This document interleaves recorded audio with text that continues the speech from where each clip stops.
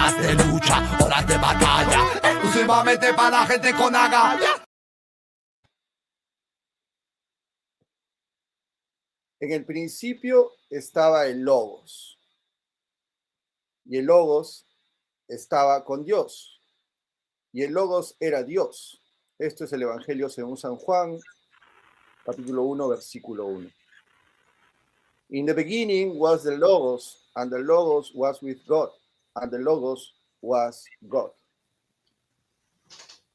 Esta noche tenemos un programa especial porque vamos a tener que, en nuestra serie sobre el derecho humanismo o cómo controlar el mundo sin ser elegido, tenemos un invitado especial, un gran pensador, el doctor E. Michael Jones, quien desde Indiana ha tenido a bien recibirnos en este pequeño programa Horas de Lucha. Le pedimos a todos que activen sus en el YouTube, si es que les permite, activen los subtítulos y a través de eso también la configuración de traducción automática. Así que para comenzar, mi nombre es Américo Vera.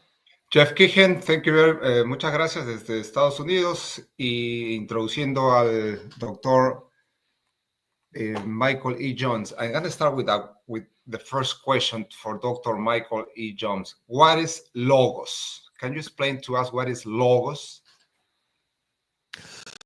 Logos is the Greek word for word, for rationality. When I studied Greek as an undergraduate, I was struck by the fact that there are 5 pages of equivalence to the word logos. 5 pages of what this word means. It is central. This word is central to Greek culture. It's central to Greek philosophy. And that's why I had to resurrect the term. Because when you read this in English, or basically any modern European language, it's always in the beginning there was the word. In principio erat verbum, am Anfang war das Wort. You could go down the English languages, and none of these words has the depth or richness of the Greek word logos. And so that's why I had to use it. It's also the order of the universe, because what we're talking about there, that profound third sentence that you quoted in the prologue to the Gospel of St. John, logos is God. That is an incredibly profound statement that establishes a whole different way of looking at the world. I cover this book, I cover this turning point in my book, Logos Rising, the Gospel of St. John. And I tried to situate this in its context. I think that the Gospel of St. John was basically in reaction to Paul's failure to talk to the philosophers at the Areopagus. He thought that they were idol worshipers. He thought he was in Ephesus, where they worshiped, the silversmiths made a living by creating idols of Diana. They were philosophers. And I think St. John realized, if we're going to talk to these people, we can't use let's say, the approach of St. Matthew, where he's going to give the genealogy of Jesus Christ with a bunch of names that no Greek is going to know about, going to understand. So at this point, you bring about the fusion of the Hebrew tradition, which has a history but no philosophy. It's a concrete language. It's not a philosophical language. And you have the Greek tradition, which has philosophy but no real depth of understanding about history, because they didn't understand that the universe was created and existed, came into being in time. And so this is the fusion that created Christianity. And I did this because I had been traveling around the world at this point, and I had been to Iran a number of times. And I realized that there's this moment now of global consciousness where the net result, the good result of the American empire, which is now failing, which is collapsing. Augustine said all empires are criminal conspiracies, and the United States empire is certainly proof of that. But God can bring good out of evil. And so the empire of Alexander the Great failed in a way, but the legacy was Greek as the lingua franca of the ancient world. And I felt that we were on a similar position now with the failure of the American empire. But the legacy is a people throughout the world who can speak English, who can talk to each other, and who can talk to each other as we are talking now with technology. It enabled the conversations that could not have taken place before in a way that needed to be deepened by an understanding of logos. Doctor, can logos save the United States of America? I see it in that way, that logos have to save America right now, because we're in a period of a lot of uncertainty, mostly in the last 10 years with this craziness of transgenderism, the promotion of homosexuality, war among races in the United States. Everything is crazy. And we don't have industry, is what we were talking before. But can logos save the United States of America and Europe as well? It depends on what you mean by the United States of America. Are you talking about the empire or are you talking about the republic? The empire is going to fail. The man who understood this was Vico, who said that all empires are basically human creations, and they, like every natural phenomenon, they come into being, they grow to maturity, and then they die. And that's what's going to happen to the American empire. We are now in what I'm calling the Fourth Republic. America has had three republics. America was created in 1781. The United States of America, with the Constitution, came into play in 1781. 80 years later, that republic ended. Nothing lasts longer than 80 years. And so that republic ended in 1861 with the outbreak of the Civil War. The Second Republic began in 1865 and lasted 80 years till 1945, which is America's victory in World War II. And that is the beginning in earnest of the American empire, which came to be a global empire with no rival because of the collapse of the Soviet Union. That Third Republic began in 1945. It is now 80 years, it's 2025, and that empire, the Third Republic, is coming to an end. Now, what is coming then? What is coming next? Okay, you have to understand what America is. America is a country that has three ethnic groups: Protestant, Catholic, Jew. Three ethnic groups based on three religions. It's similar to Yugoslavia, which had Serb, Croat, and Muslim. One of the certain things do not pass from one republic to the other. So slavery could not pass from the First Republic to the Second Republic. It had to die out. The main thing that's going to pass away is Protestantism. And this is important because America was a Protestant country. It was in English. When Samuel Huntington wrote his book about America, he said an American is an Anglo-Protestant. This fighting a battle with the Spanish Empire when they came over here, with the French Empire, establishing America as the Protestant Republic. Specifically, let's be more specific. Massachusetts was a colony that was founded by Calvinists. It was the most radical of all of the English sects, and they took over Massachusetts, and that eventually led to a war with Virginia, which was the Civil War, and they succeeded there. So that's we are now the main casualty of the transition from the Third Republic to the Fourth Republic is going to be the disappearance of Protestantism. Emmanuel Todt wrote a book, French Jew, wrote a book called La Défaite de l'Occident, hasn't been translated into English.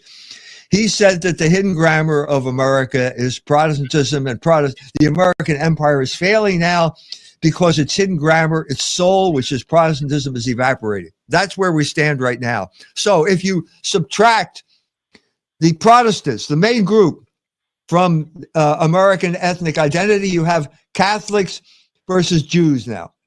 That is the fundamental conflict at the beginning of the Fourth Republic.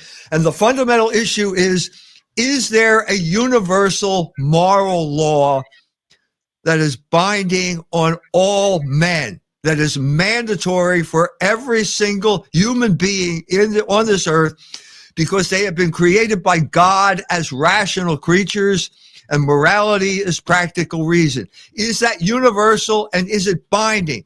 And that means a confrontation with the Jews right now, because as Bezalel Smotrich, who's the finance minister of the state of Israel, has said that we are God's chosen people, and so therefore we do not follow international law. International law is not binding on us.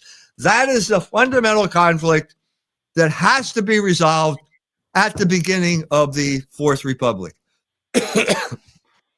See, that's very interesting what you said, that we have a confrontation between Catholics and the United States, which where right now the Catholic Church represent 30% of the American population, and we have around 30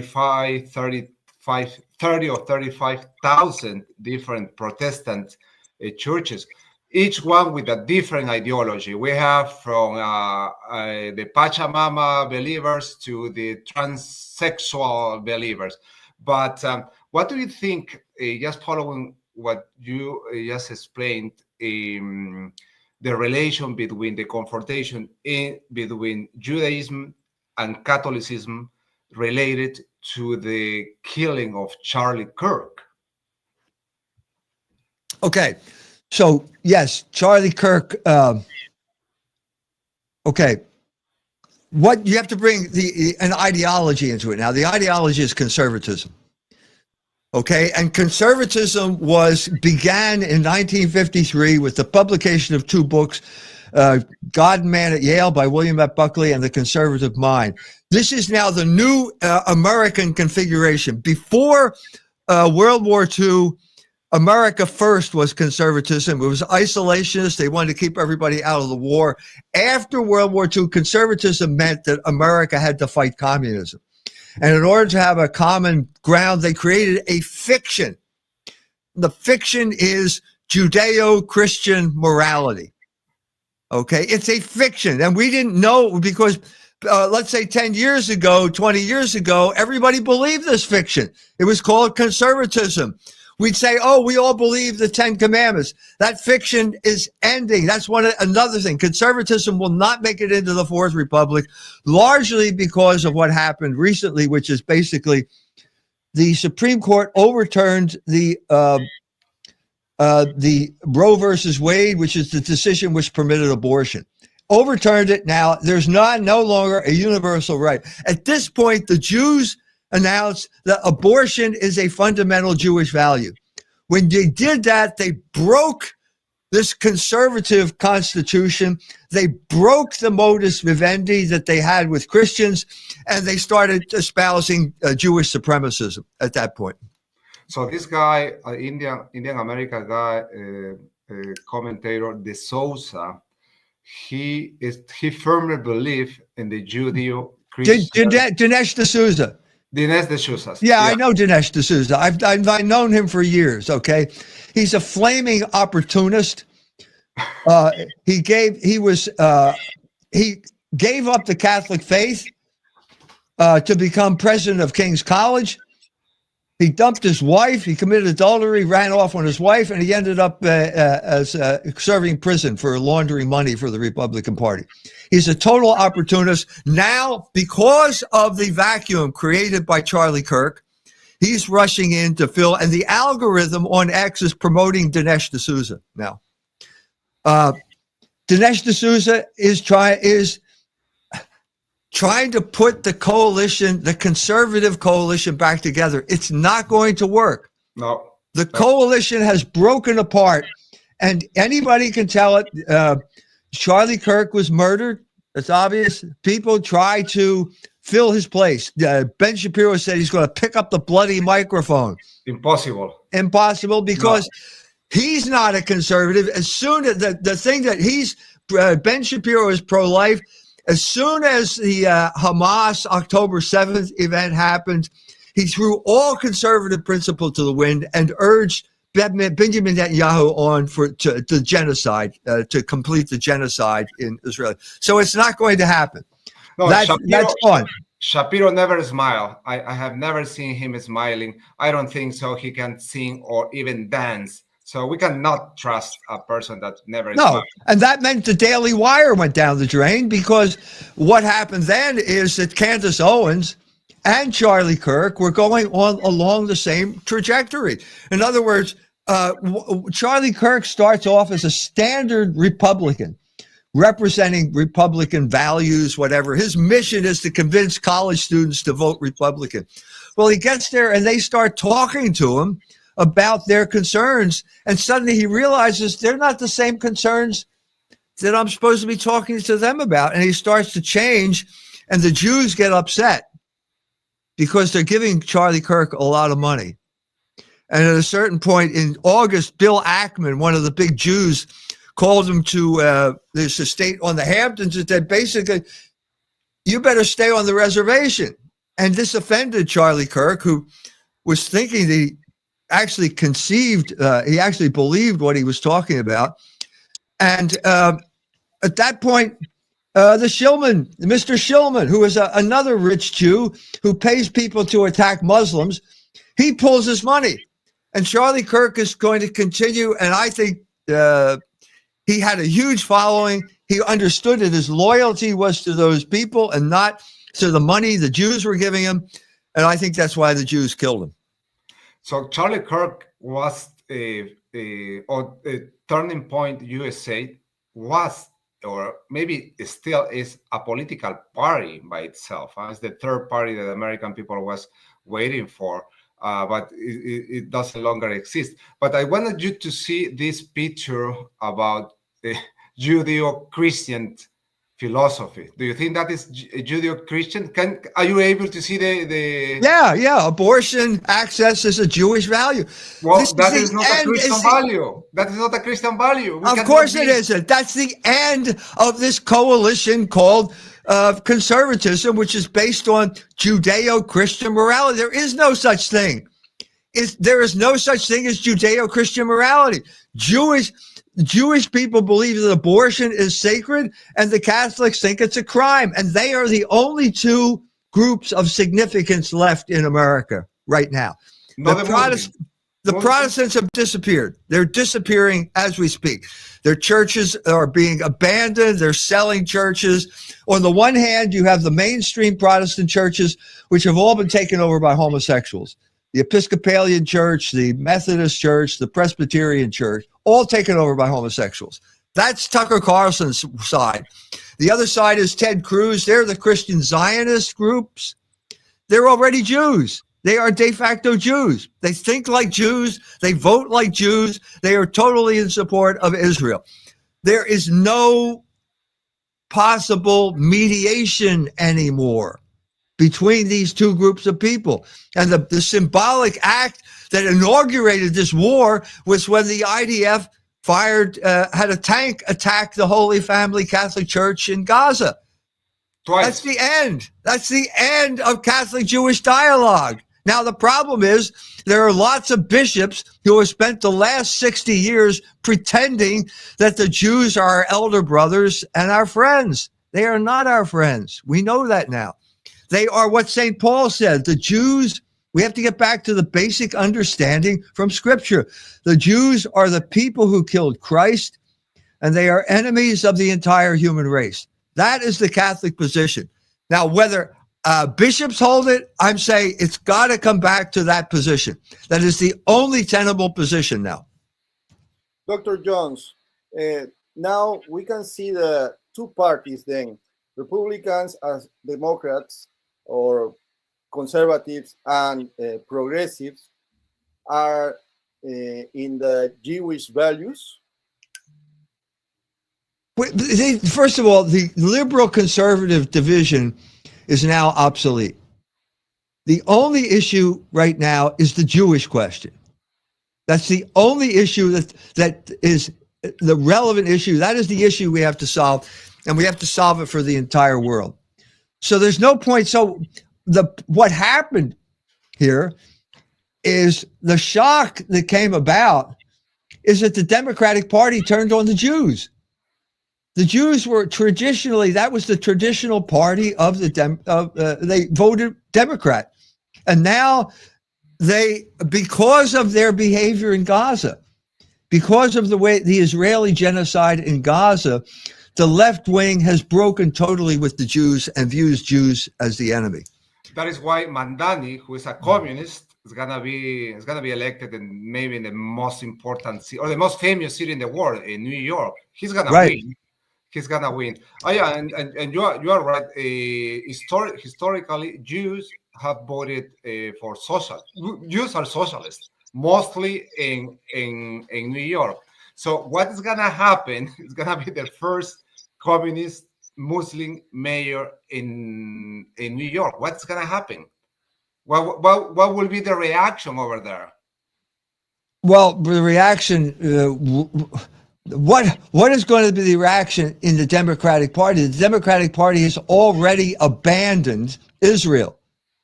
The Republicans are the only party that support Israel. The Democratic Party will have an anti-Jewish socialism. Now that's new.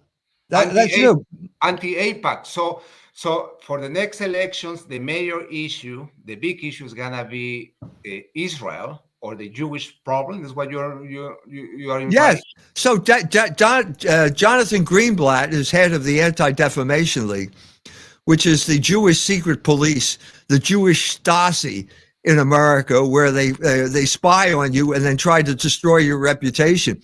He announced that for the first time since the ADL has done polling, the younger generation is more anti-Semitic than the older generation. Now, this is a major change, and it's all, you can see it on campuses now. The campuses every campus has demonstrations in favor of Palestine and against Israel, and the university doesn't know how to deal with it. But the university has been taken over by the Jews. So Harvard's the classic example.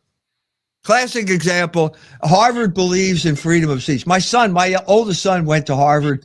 I gave a speech at Harvard in 1992, which says that they still had an understanding of freedom of speech. Even then, they didn't like what I said, but they let me speak. That ended with Claudine Gay. And with the genocide in Gaza, there are huge demonstrations on Harvard's campus. Claudine Gay, who is a black lady who is president of Harvard University, says, well, we support free speech. And Bill Ackman, the big Jewish financier, comes in and says, no, you're fired. He fired Claudine Gay. All the Ivy League schools supported Black Lives Matter. That is a revolutionary movement. Right. Now, yeah. Right. So now basically the Jews took over Harvard University. Now this is not a surprise, because when my son graduated in 1992, even then everybody was talking about the Jews having undue influence in Harvard. It's only gotten worse, because when a Jewish donor gives you money, there's all these strings attached. And basically you have to do what the Jew wants, or else we won't give you any money. And you would think Harvard could not resist it. Claudine Gay was fired, and now they have total control over the situation at Harvard. But it's not going to change the fact that the younger generation hates Israel. They hate Israel, and Israelis are Jews, and so the Jews have become odious in light of in the entire world. So St. Paul said they are enemies of the entire human race. We accepted that on faith. Now every resolution the United Nations comes up with, it's basically the entire world except for the United States, Israel, and Nauru. are all against Israel. Do you know where Nauru is? Can you It's a locate small Nauru? country, a small dot in the middle of Africa. But it's just the government, not the people inside those countries. I don't think so that are supporting what is happening in Gaza right now, because that is hideous. But everybody's afraid of ADL in the United States, because they are powerful, or they are not powerful any longer. Well, I'm the number one anti-Semite according to the ADL. I wrote a book 15 years ago called The Jewish Revolutionary Spirit. And they did not like that book, and they put me on their list, and that's a death sentence in America, and I'm still alive. And now people are saying, well, Jones is on the ADL list. He must have something important to say. It's turned around completely. Not completely, but it's turning around to the point where people are saying, if you're on the ADL list, then maybe you're somebody who is an important thinker. Maybe you're an independent thinker. Maybe that's what this list is now doing, is pointing out the people you should be listening to. This is the type of transformation that is taking place right now. As I said, Jonathan Greenblatt said that the younger generation is more anti-Semitic. They have lost the younger generation. Why hasn't Greenblatt been fired? Isn't this the reason you get fired? Greenblatt associated the ADL with the Democratic Party completely, without any reservations, and now the Democratic Party has turned on the Jews. This is a disaster for these people. But this is the way God works in human history. He allows the wicked to pursue their goals and destroy themselves. And that's what the Jews are doing. And there's this fear now expressed by people like Ehud Barak that no Jewish kingdom has lasted longer than 80 years. And that will mean in 3 years that Israel will disappear. Oh, well, I'm afraid something bad is going to happen, because I never seen that amount of criticism against the Jewish population in the United States. Right now, it's just openly. Everyone can say it, and nothing is happening. That is a huge change. But it happened this year more than the year before. This year is out of control. Everyone is saying it, including Tucker Carlson. Can you imagine Tucker Carlson criticizing the Jewish population in the United States? That is huge. So I'm afraid I read a little bit of history about what happened in the 1930s, 1935, around the world, not only in Europe, around the world. I see certain similarities. So I'm afraid that something bad is going to happen, and I hope everything is fine. But if you're asking me what I think is bad is going to happen, I think that Israel, because Jews are blind, will provoke a war with Iran, and Iran has the possibility to obliterate Israel. They will bring about their own doom.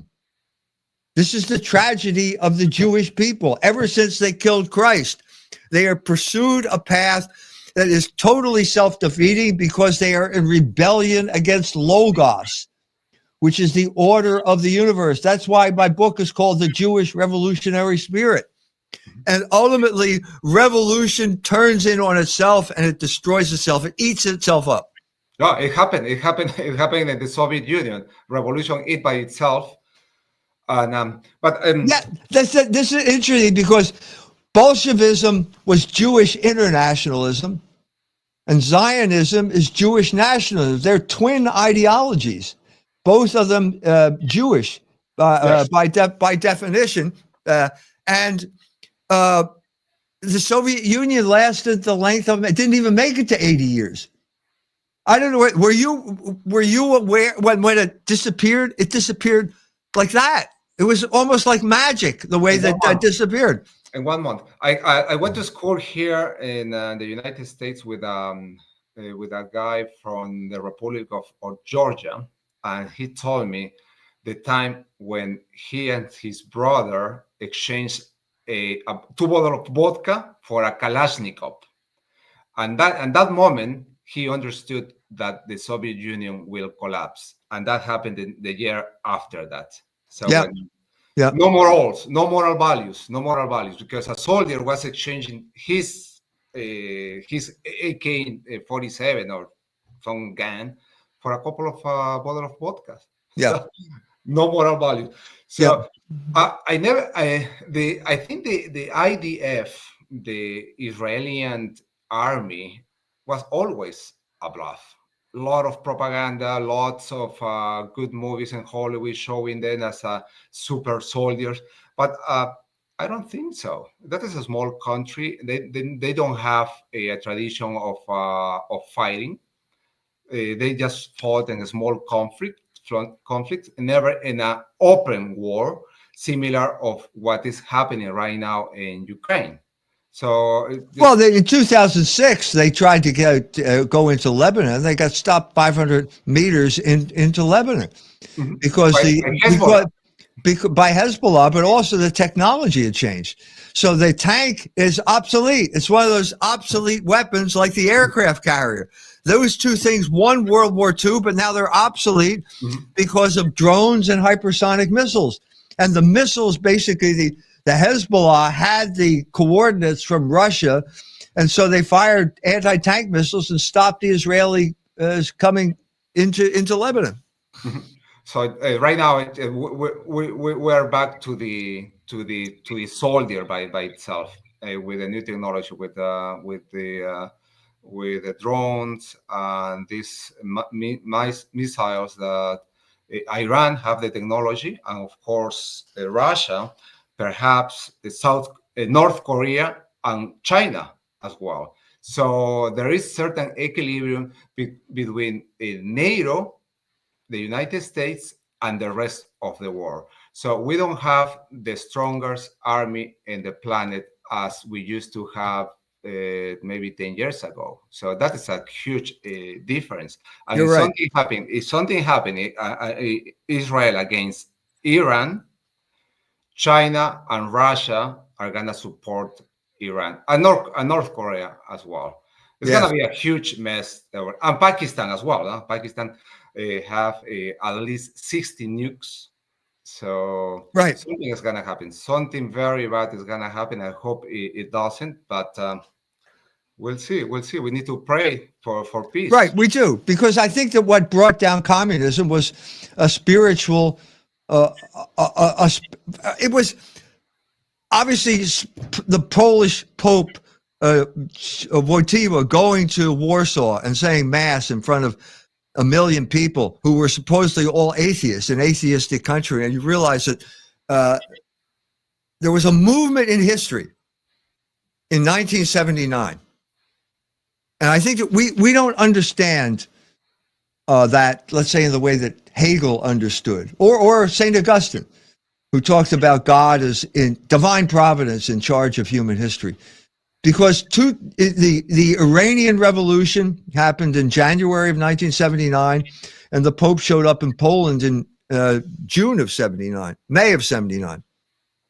And between the two of them, they were reactions against the materialism of the America on the one hand. The Iranians were reacting to that, and Poland was reacting to the communist materialism. And they both succeeded in overthrowing these governments, these regimes, in a way that was relatively free of violence. And certainly with Poland, it was totally free of violence. There was no violence at all because the time had run out. The time we forget that. Think of Cyrus, the Persian emperor. God punished the Hebrews for their infidelity, but it would only last 70 years. And then when it was over, it's over. So Cyrus simply says, Cyrus is not a Hebrew. He's an instrument of divine providence, even though he's not part of the Hebrew Christian. Obviously, there were no Christians at this point. And he wakes up one morning, he says to the Hebrews, go back. It's over. Your captivity is over. That's similar to what happened with communism. It's similar to what the Iranian Revolution was violent. There's no question about it.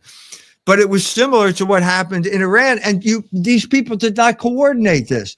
So the Pope John Paul II wrote a letter to the Ayatollah Khomeini asking him to mediate the hostage crisis so that the Americans, they release the hostages. And Khomeini told him to get lost. He didn't like him.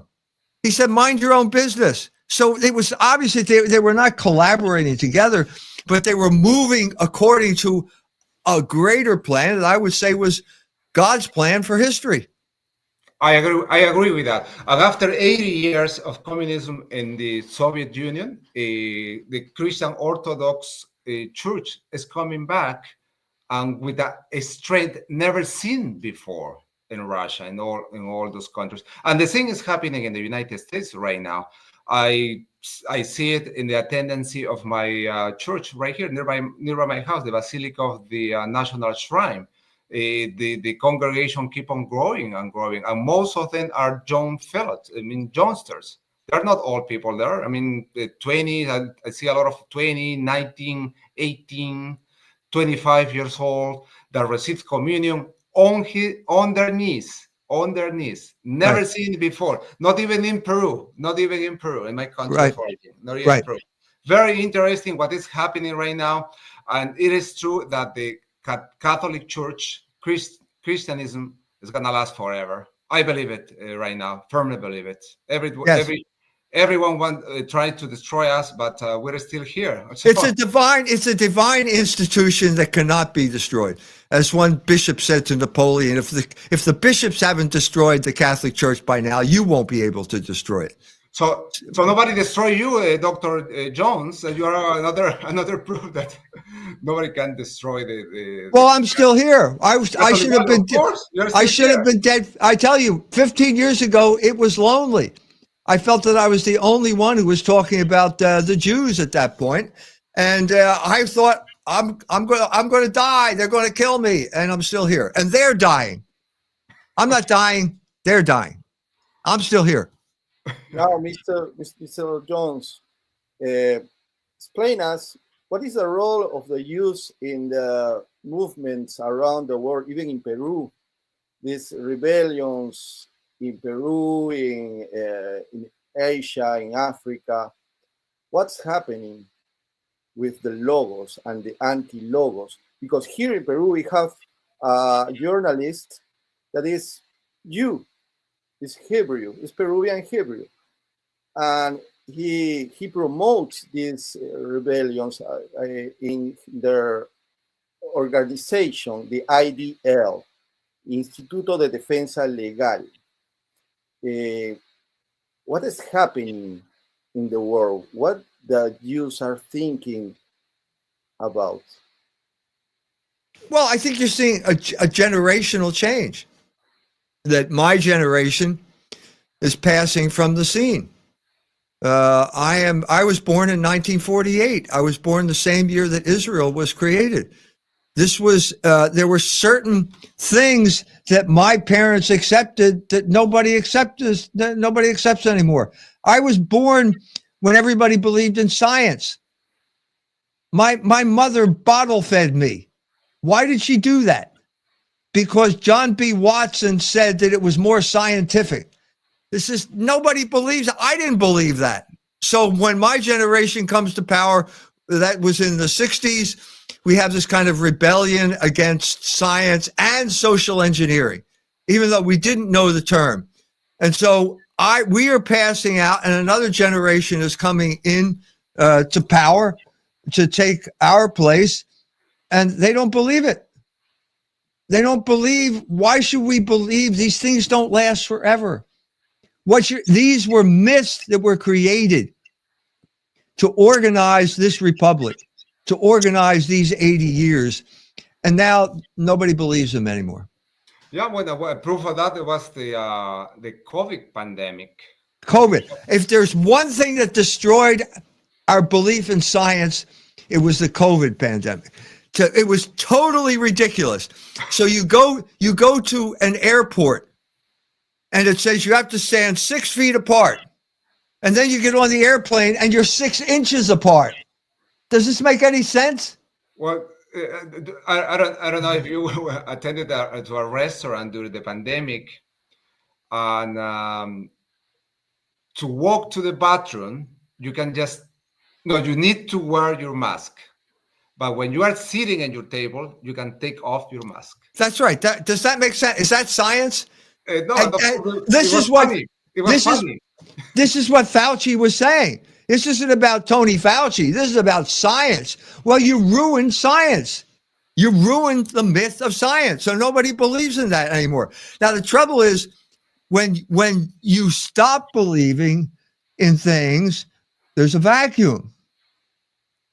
And what's going to fill the vacuum? What's going to do that now? Spirituality we're seeing right now. No, the Catholic Church. I think the Catholic I think Church, that's what we're seeing now, that people do rely. They find that the church is reliable after all of these years, and there are large people write to me every day saying that they came back to the Catholic faith because of what I said or because of reading my book. exactly, and it's very comforting to believe in something that never changed. That is practically the same after 2,000 years. It's the same. So we have the same values. Socialism changed every year, liberalism changed every year or every month, but the values of the Catholic Church are here to stay as they were 2,000 years ago. So, That's right. That's right. That is fantastic, and that is beautiful. That is beautiful. And so what we need is the Catholic moment, because the Catholic Church has the philosophical and religious understanding of how people can get together, how people can live together, which the Protestants did not have. And the beauty. They had the run, they have the beauty too. So it's if you compare the colonies, the English colony with the French colony to the north, which was Quebec. The Quebec Catholic Church allowed for the intermarriage of the French and the native people. The same as the Spanish Empire. Same with the Spanish Empire. Mexico was the cosmic race. Vasconcelos called them the cosmic race. It was a union, a peaceful, loving union between the Spanish and the native people. By law. Isabel the Catholic, the Queen Isabel the Catholic, signed a law ordering their soldiers to marry with local Indians. The conqueror of Peru married the sister. Was the sister America or was the sister of the Inca? Of the Peruvian emperor. So they married and have a family over there. So I'm part Indian, Spanish, Chinese, and something else. So I just wrote a book about American identity, because American identity is in question now. It's called Walking with a Bible and a Gun, and it talks about basically how America simply did not have the philosophical, the English colonies did not have the philosophical understanding that would allow them to be successful.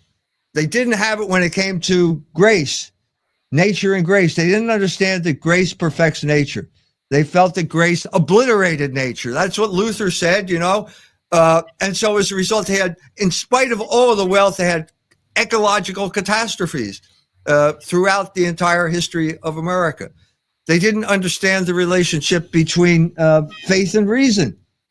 You could have faith or you could have reason, but you couldn't have both. And that led to all kinds of problems. And now we reached a point where it's just falling apart. That attempt to do this, it was propped up, it existed for 500 years, and now it's falling apart. And now it's going to be the time for the Catholics to step in. But as I said, the main thing that we offer is a universal moral law. This is a universal church. It's not a church for people who live on an island and all look like each other and all share the same prejudices, which is what England was. It's a universal church. We Catholics don't believe in race. So that's exactly what happened in America. Instead of intermarriage, they created white and black. They created the racial division that caused so much trouble here. That's exactly what they did. But that might be a new phenomenon because are you familiar with the Latin lover? The Latin lover, no, we are all Hispanics are Latin lover, but it was a Hollywood creation, and the first Latin lover was a Italian American actor, Rodolfo Valentino, and he was Italian. At that time, he wasn't white, but right now the Italians are white. So, Yeah. very Well, interesting. what is a white boy? A white boy is a Protestant who doesn't go to church anymore. The Protestant church is evaporating. He doesn't have an identity, and because he's an American, he thinks, well, I'm white. And that becomes a pseudo identity. That's the identity that the government wants you to have. This is what happened in 1954. The Supreme Court decision outlawing segregation in education, Brown versus School Board, established this racial divide. It became black and white, became official categories of the United States government. These categories have always been divisive. White was created in Virginia, the Virginia colony, to separate the Celtic slaves from the African slaves, because when they got together with the Bacon's Rebellion, they nearly overthrew the government. So you want to divide them, and that's where this came from. And now the government is officially behind this racial division, which constantly leads to conflict. It's programmed to conflict. And so as a result, you're going to have this constant strife, and you're not going to be able to collaborate effectively. And of course, it's a way, as the Romans said, is divide et impera. You divide so that you can rule more effectively. So that's the way it's being used now. So the Hispanic civilization, we have white people, we have Chinese Hispanic or Hispanic Chinese, we have blacks Hispanic, we have Indian Hispanics, we have Mestizo Hispanic, we have German, Italian Hispanics, but we all are Hispanic because there is no race for the Catholic Church. That's impossible. It's universal. We all are sons of God. So, right, and so we're now seeing the change in the makeup of the American people. Lots of Mexicans now coming in. There are people who don't like this idea, but it's inevitable. It's in Ireland that migration has been weaponized. It's deliberately weaponized to turn Ireland into a colony of Google. By Soros. Yes. We were explaining last night with the documents in hand, meaning with the with information from the Open Society website. That is the George Soros NGO, and they promote immigration from Syria, Iraq, and Afghanistan to the European countries. But what's happening right now, the millions of new Muslims are already established in Europe. They promote now a conflict because they are making the Europeans believe that they have been invaded by the Muslims and they have to do something. So we have another conflict coming. Right. Around the corner. But God has a plan, and I'm saying you have to understand what Hegel called the cunning of reason, die List der Vernunft. So the Jews plot to flood these countries with immigrants to destroy the culture. Let's say England is the example, flooding Muslims into England. But it turns out that when it comes to morality, they're more conservative than the natives. Exactly. And this is providing a basis for collaboration. We've got a group in England that is collaborating with the Muslims to find some type of unity because we have a common enemy. The oligarchs or the Jews, either way, they're both in many ways the same thing. This is the common enemy, and I think that we should collaborate on this. Rather than fall into the trap that Tommy Robinson, do you know who Tommy Robinson is? Yes. No, okay. that is not his real name, by the way. I know, it's not his real name. He's now in Israel. He's not having a good time in Israel. He's a shill of these Jewish foundations, and he's promoting violence against Muslims. Yes, yeah. Well, Muslims do not believe on in abortion, for instance. They It's respect. I don't want to talk about their religion. I've had more success talking with Iranian cab drivers than I had with Iranian mullahs. It's better just to talk to the people, to the Iranian people, because we have a common logos that has not been corrupted by a religion that allows, for example, one-day marriages in Qom. You can get a one-day marriage in Qom. That's prostitution. No, one day. That's right. We call it prostitution, but they call it a one-day marriage. Yeah, that is true. That is true. So what we need, what they need in Europe is to have more babies. That is the solution Well, for everything.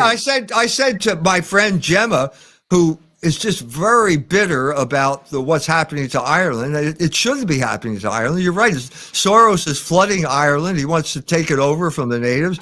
But I said, let's put this in context. Ireland approved abortion. For every baby the Irish aborted, God sent a Muslim and an African to replace them. That should be your context. In other words, repentance.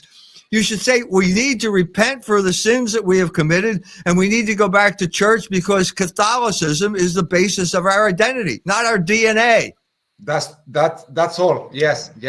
They need to have more babies. The same is happening in the United States. We need to have more babies here, more long families.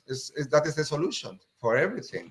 Yes, and I sympathize with the younger generation because they are being pushed in a direction where sexual liberation is a form of political control.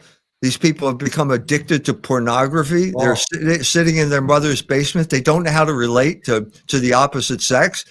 And it's a tragic situation, but we have to address it. We have to address it. And I've been trying to address it. Big time with prostitution. And there is a new app. I don't want to say the name, but millions of girls, underage women, are offering themselves through a video camera. Yeah, and it's owned by a Jew. The Jews are intimately involved in the sexual corruption of the United States of America. They are the ones who are responsible for the destruction of the moral consensus that held America together. Well, pornography on the internet must be illegal. We need to stop pornography on the internet because it's very dangerous. Children aged 12 and 13 are exposed to that, changing their mind. It's very dangerous, and we need to stop that. It needs to happen. I agree.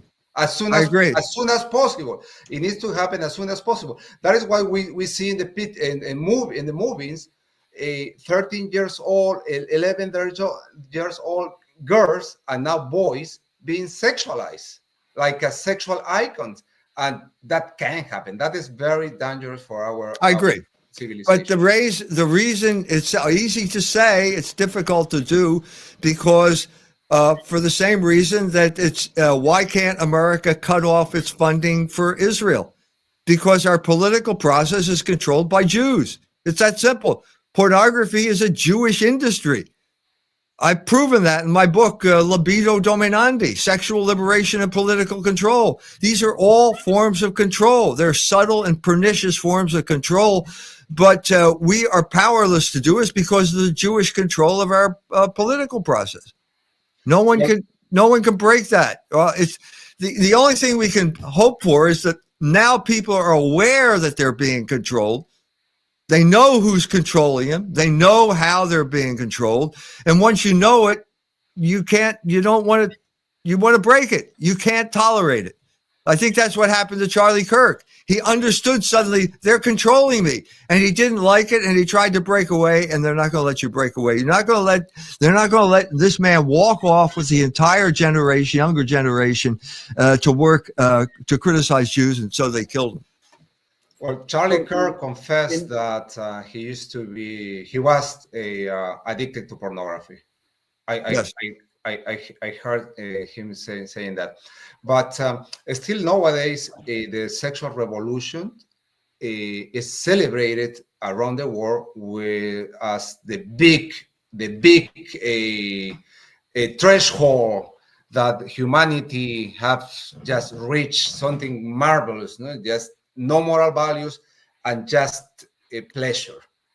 But the consequences were very, very bad, very, very bad, and still we're suffering those consequences in the Western civilization. We are seeing right now, we're seeing it right now with the divorce rate. People are not getting married, the destruction of the family, the sexualization of the children, and what is worst, with the transgenderism. What the heck is that? That I'm Jeffrey, and tomorrow I want to be Maria, and Dr. E. Michael Jones, have the obligation to call me Maria. Otherwise, it's a hate crime. And that's over. That's over. It's not happening. It's not. That's over. That's gone. I mean, Trump turned on DEI and basically defunded the colleges. Nobody talks about that anymore. It's unless you're talking about a very small percentage of the Democratic Party. So I think that battle has been, well, I guess won. I mean, by default. I don't think that's going anywhere. That was going somewhere under Biden. Trump changed that. That's not the issue. The issue is the Jewish question. That is the fundamental issue, and we can't get around it. And we as Catholics have to understand who we are, and what our relationship to Logos is, and what the Jewish relationship to the Logos is, so that we can understand who the enemy is. Sun Tzu said, if you don't know who you are and you can't identify the enemy, you will lose every battle. That is the story of the Catholic Church in the United States for the past 60 years. They have lost every battle in the culture wars. That is true, even though most of our saints, the American saints, have come alive in the last century. I think we have already 6 or 7 American saints, and that is wonderful. That is wonderful. That means our faith is growing in this country. And perhaps, Dr. Jones, we have the responsibility of save the Republic. We Catholics. Perhaps it's our responsibility. I want a return to the American Republic. I want to bring about the end of the American empire. As St. Augustine said, all empires are criminal conspiracies. And my model would be what happened to the Roman Empire. At the time of St. Jerome thought the world was coming to an end. Well, that world was coming to an end. When Rome ceased to exist, 410, Augustine no longer had the police power to suppress the Donatist schismatics in Northern Africa, and the Catholic Church disappeared from Africa. The Catholic Church disappeared from large segments of the world because the Roman Empire could not support it. But the decline of the Roman Empire led to the rise of the Holy Roman Empire, which was better, a much better organization than the Roman Empire. I'm hoping that that's the type of regeneration that God will bring about after the decline of the American Empire. Well, the Catholic Church lost in North Africa, but we gained the whole continent, America, with the Spanish Empire. The whole continent and part of Asia. Well, they say that the Mexicans replaced the Protestants, that all of the people who came into the church, result of the Spanish Empire, replaced all the people who left the church as a result of the Protestant Reformation. Yeah, it was 300 years of Spanish ruling in the Americas. And it was a very prosperous time for us. The problem started when the Freemasons and somebody else absolutely promoted the independence, that it wasn't independence whatsoever. If we were in Peru, we were a kingdom. We were practically independent. But that the crucial thing, I think, in South America was the Jesuit reductions in Paraguay. That was an alternative to the encomienda system and to British capitalism, and it was destroyed by the Freemasons. The suppression of the Jesuits at that time took place. The suppression of the Jesuits led to the French Revolution in France. Why does God allow this? Why does God allow? Why is He always punishing Catholics? I could go down the line. The Cristeros in Mexico, the Vendée in France. Why is the Catholics always the losers? I don't know, but God has a plan, and God has a plan to bring about good out of evil. This is the fundamental fact of human history. It's in the end of Genesis when Joseph says to his brothers, the evil you intended to do to me has been turned by God's power into good. That is the fundamental plan of human history. I just read Paradise Lost, a very influential poem. It's the hidden grammar of America. Satan's speech is the hidden grammar of America. That's the conclusion that Milton comes to, even as a Puritan, that the fundamental meaning of history is that God can turn evil into good. I agree. Just to mention something, after the South America independence, well, it used to be only one kingdom, the Kingdom of Peru, and something else. A free trade came along to our young country. The British inundated the whole continent with their products and manufactured by slaves in the colonies. So very cheap products that decimated our industry, the local industry, the industry. That's right. The industry in America. So what is happening right now in the United States of America? Well, the United States understood that. Alexander Hamilton wasn't perfect, but he understood that you had to have tariffs to protect nascent industry. Okay, this is precisely the situation in East Africa right now. The economy in East Africa is being destroyed by used T-shirts, by used clothing. It's called Matumba. The Swahili word is Matumba. When I was in Kenya, you go into any village, they have a marketplace. It's all junk. It's used T-shirts, which means nobody plants cotton. Nobody does anything. All the things that they were doing 50, 60 years ago are no longer doing. So the East African countries recognize the problem. They erect tariffs on used clothing. Within a month, the Jewish rag pickers from New Jersey complained to Secretary Mnuchin. Secretary Mnuchin threatens them all with sanctions, and they all back down, except for Rwanda. Rwanda is the only country that didn't back down. They need tariffs to protect allow them to start the industry. No country has ever developed a sophisticated economy without beginning with textiles. That is the beginning of every single economy. Florence began with textiles. England, textiles. China, textiles. That's the beginning of every single sophisticated economy, and that's where the Africans have to start. But the main blockage is the Jewish rag pickers in New Jersey. That's American imperialism.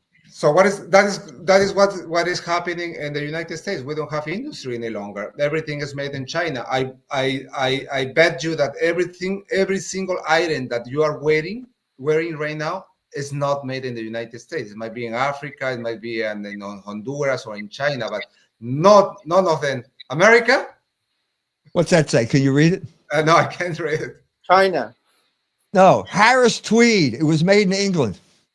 Oh, that is a classic. That is expensive. My son got this in a thrift shop. It was used clothing, just hanging. Nobody recognized the value of it. This is 100% wool Harris tweed, and it was made in England. But somebody just threw it away. We have to go back to fewer clothes, higher quality, fewer clothes. But anyway, the first thing we have to do is break the Jewish control of our culture and break the Jewish control of our society. And that begins by having conversations like this, where we can say the word Jew openly, where we can identify the enemy, and we can bring to bear our Catholic faith as the antidote to this problem. Jews have converted because of reading my books. That has happened. That's a fact. And that's the way we have to proceed with this, dealing with this problem.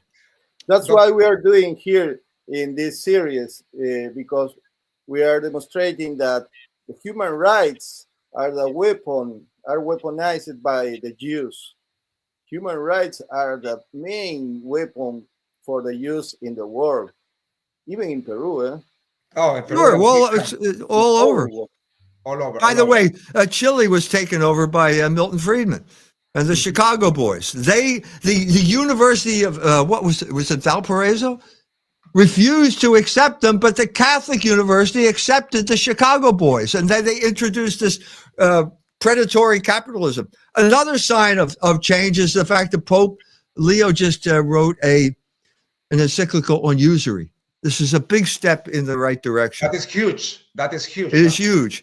I met with, when Pope Francis had just come into office, I met with a member of the Secretary of State in the Vatican. And I said, the church is not proclaiming the gospel when it comes to the Jews or church of state. And he said, forget it. We're not going to do it. And I said, and usury. And he said, well, do you have something on usury? I said, yes, I do. I just wrote a book called Barren Metal, A History of Capitalism as the Conflict Between Labor and Usury. So he said, well, give me something. Well, what I gave him was how usury can destroy it's Laudate Si. It was put in Laudate Si, which is about the environment. I said places like Ecuador, when they can't pay back their debt, the World Bank comes in and says, we'll take your rainforest, and they cut the trees down. That has been continued now by Pope Leo. So now we have a recognition that usury is a sin, and it's a universal problem right now. And that's the first step. You have to identify the problem before you can start working to solve it. Well, the American economy, the U.S. economy, is just a financial instrument, meaning the change of hands of commercial papers, bonds, That's right. promissory notes, etc. I have a question for you, Dr. Jones. Can a Catholic or Christian country commerce with a non-Christian country? Why? Because we Catholics, we believe in mercy. So we love our workers. We are not overwork one of our employees. We usually pay well to our employees. But in the case of China, for example, they might not do the same as us. So can we compete with us? Should we commerce with them? Because they have the advantage. Look, the fundamental problem in the 18th century was British manufacturers. They could produce cloths cheaper than anyone in the world. And they were for free trade because as soon as they got into your economy, they destroyed your economy. It's happening in America. So the United States and Germany, to begin with, erected tariffs. Friedrich List went to the United States and then he went back to Germany and convinced the people there, you have to put up tariffs to protect yourself against predatory British manufacturing. Well, the same thing is true of China. You have to protect yourself against these people who undercut your wages.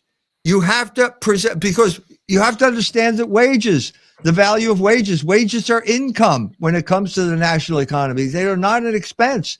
And so the higher the wages, the more money people have to spend on more products. Well, that's not what people don't understand, that labor is the source of all value. And the first obligation of the government is to protect that country's labor so that they can produce things. That means this is the theory of Heinrich Pesch. My book is based on the thoughts of Heinrich Pesch.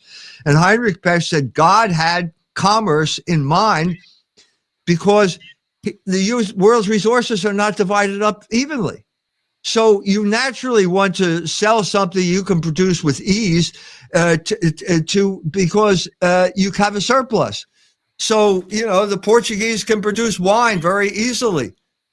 Okay, people in Iceland, you can't grow grapes in Iceland. If you could spend all the money in the world, it won't work out, but you have fish. So obviously you should exchange this type of thing, but each country should be able to protect its own labor force because that is labor is the source of all value. If you destroy the labor force, you are destroying your ability to create wealth, which you don't want to do. Similar idea, similar concepts to the school of Salamanca in the development in the 16th century, 15th century in Spain about commerce and about capitalism, but they don't name capitalism because the adjective capitalism was invented by Marx, by Karl Marx. But the main concept of capitalism, that is work very hard, own your house, and pay well to your employees, is quite old, 16th century. Pesch said capitalism is state-sponsored usury. Yeah, we have to define the term. I just went to a congress in Lucha. That is the problem. We don't have a concept for capitalism. That's why you need Pesch, because he defined it as state-sponsored usury. That's what it is. So they have a statue of Christ there in Rougemont. These are French people who were influenced by social credit, had a big, strong movement of that. And it says up there that Jesus Christ is crucified between two thieves, capitalism and communism.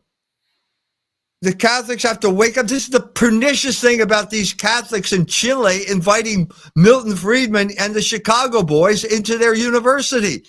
That's not Catholic. And it's going to impoverish the entire country. You'll end up like Bolivia. What Jeffrey Sachs did to Bolivia was a crime.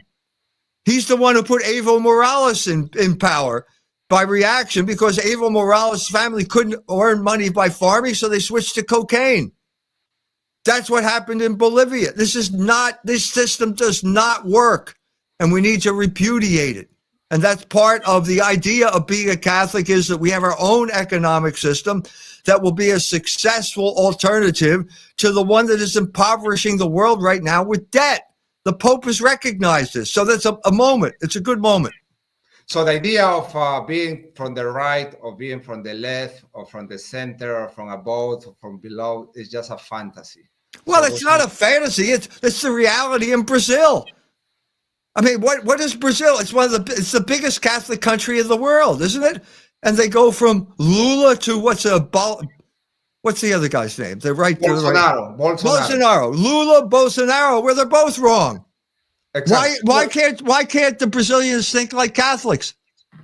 Why can't the Americans think like Catholics? Why are we always being ruled by people who hate us, whose ideology is incompatible with what we believe? Why is this? We need a rebirth of a worldwide rebirth of Catholic consciousness. That's what we need right now, because this is our moment. This is our moment. It's happening. It's happening. This is the moment, because we are undergoing the collapse of the Protestant capitalist American empire. And that's going to create a vacuum. And we are the only people in the world who have the intellectual capacity to fill that vacuum. This is our moment. The same happened in Brazil with Milei. Milei is Argentina.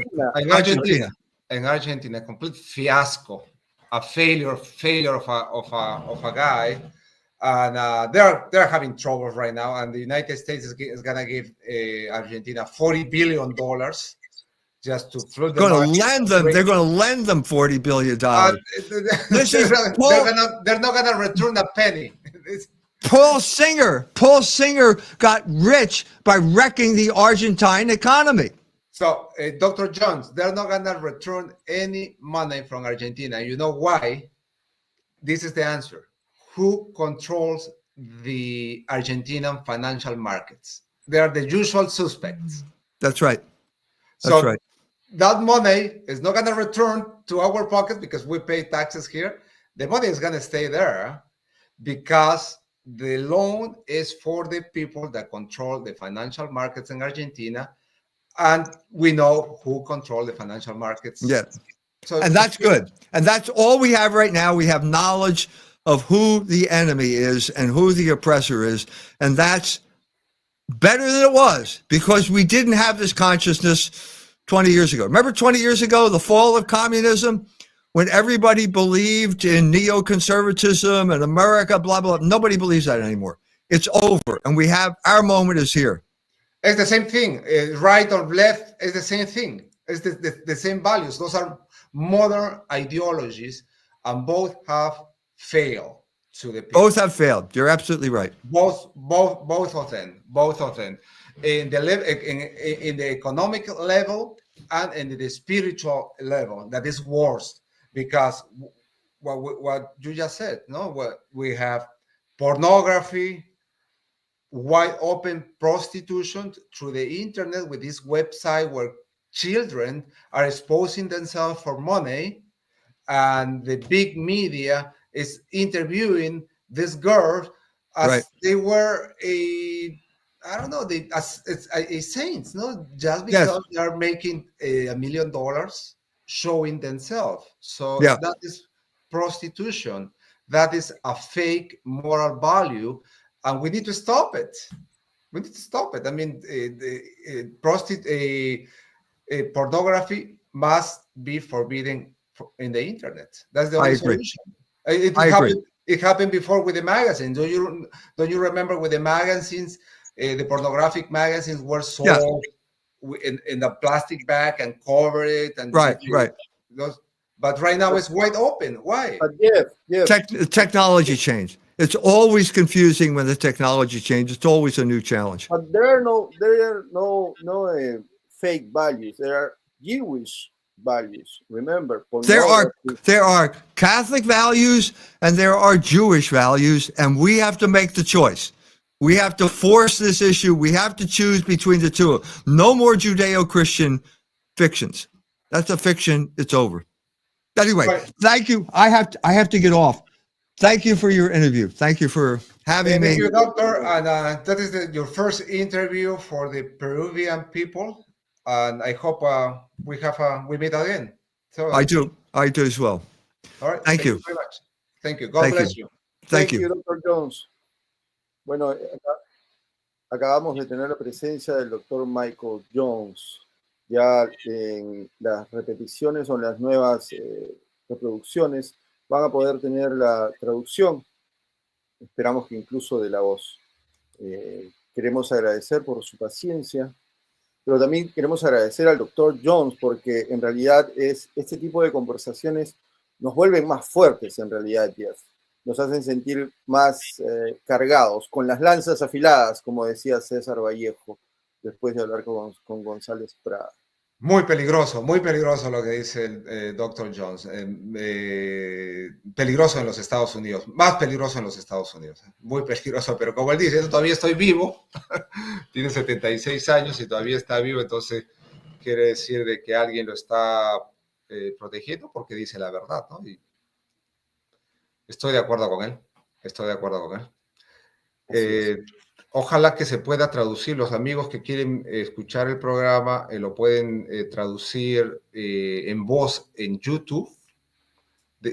Van a settings. ¿Cómo se dice settings? No sé. No, se van a configuración. Configuración. Sí, y ahí está la opción de poner la traducción escrita o en voz en español para que la pueden escuchar.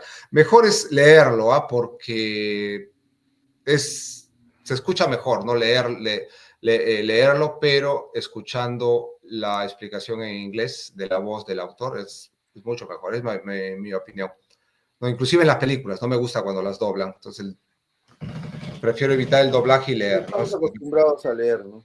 Aunque esta última generación ya no, incluso los cincuentones, cuarentones como nosotros, se aburren y quieren la traducción, la voz. Incluso en el cine ya no existen las subtituladas, ya subtitulación casi no existe. Prefiero subtitulado que el impostaje de voz porque le quita fuerza al personaje, no al actor. Bueno, son tiempos difíciles.